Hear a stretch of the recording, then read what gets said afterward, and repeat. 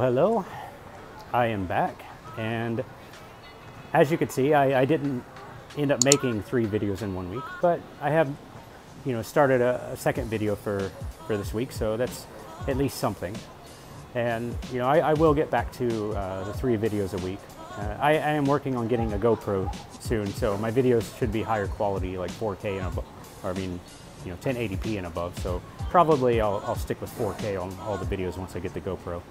And then I'll also start doing a lot more videos with, traveling around and showing you more sites. I didn't want to do it with an iPhone camera just because it doesn't do Cambodia justice. And yeah, so I'm pretty much waiting for the GoPro. I have my eye on a GoPro. It's like $500 or $600 for that one.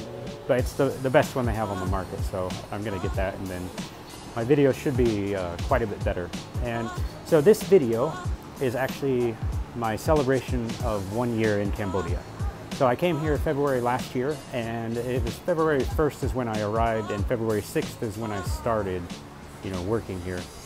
And all in all, I have to say I'm pretty satisfied with this country. Like, I really like it here. And, of course there are things that are annoying, but there are things that are annoying anywhere. And there are enough expats bad-mouthing Cambodia. I'm not going to add to the mix. And I know a lot of the people that watch my channel ask me to make videos about things that I don't like, but I'm not going to do it.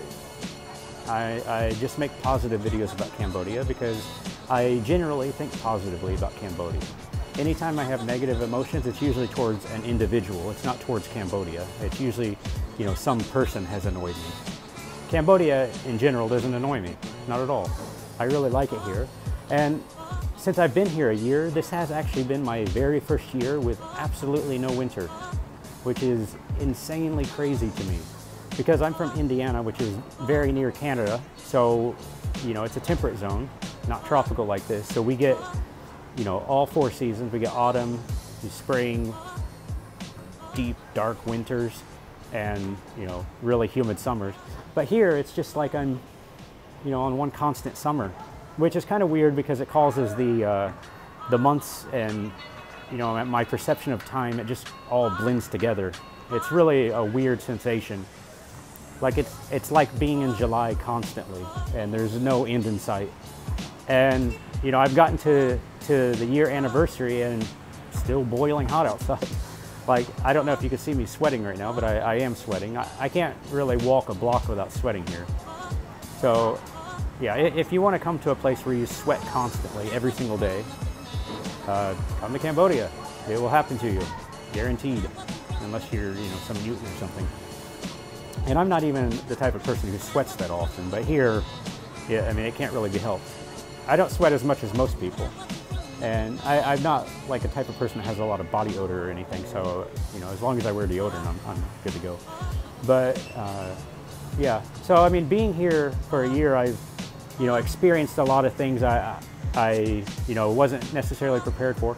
I know that Cambodia is a developing country, and, as such, there is one thing you have to deal with and, anticipate, which is poverty.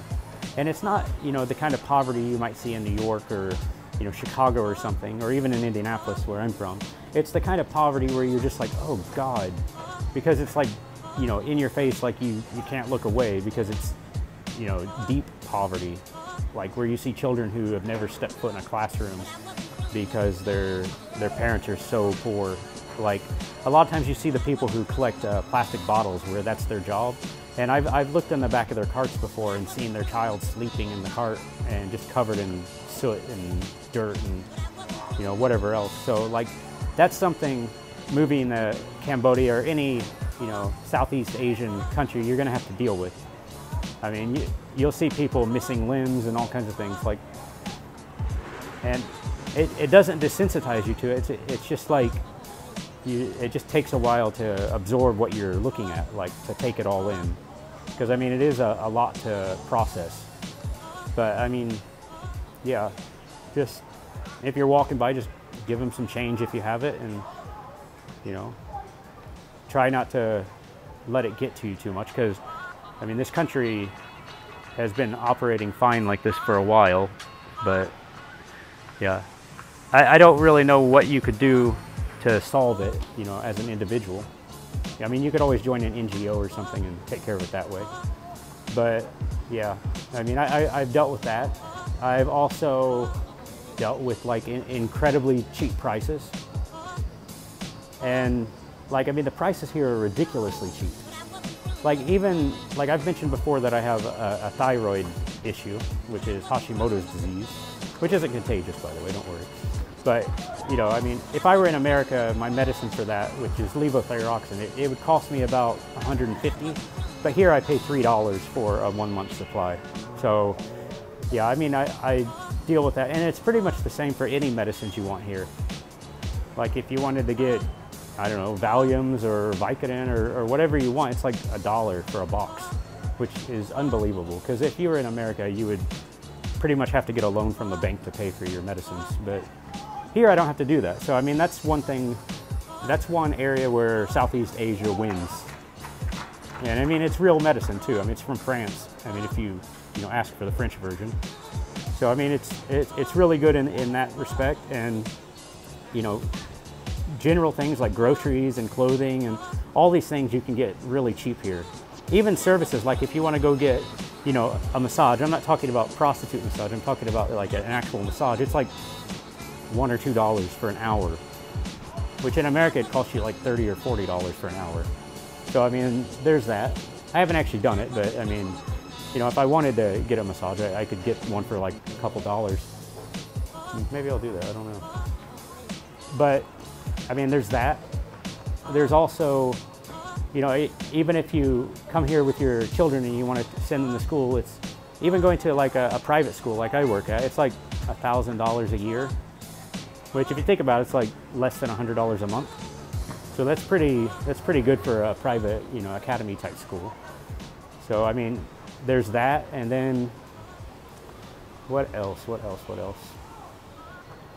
I mean, also, like, there's something new to see every day, because I still haven't explored the city in total, I mean, you know, completely. I've been around it and stuff, but I haven't really, you know, delved into everything the city has to offer, which I'm going to, of course. But yeah, I mean, it's really nice here. And like, housing is incredibly cheap. Like, you can get a 3-bedroom house for like $350, even cheaper if you know where to look. So I mean, you could do really well living here. I mean, I'm doing well. I mean, I don't really have money issues to speak of. I mean, I don't make a fortune, but compared to a Cambodian, I'm pretty well off, because most Cambodians make about $300 to $500 a month, sometimes even less. And I make over $1,000 a month. And I'm doing something that I consider easy. So, I mean, yeah, I definitely count my blessings on that. But yeah, so this is just a video I wanted to, you know, touch base with you. It's more of like a daily vlog type video. It didn't really have too much of a subject matter, but I, you know, just wanted to touch base, let you know how I've been doing for the entire year, what my thoughts are on it, and, you know, definitely, you know, at least visit here if you get a chance, because it's definitely worth it. You'll definitely appreciate Cambodia. But yeah, so other than that, I will see you later.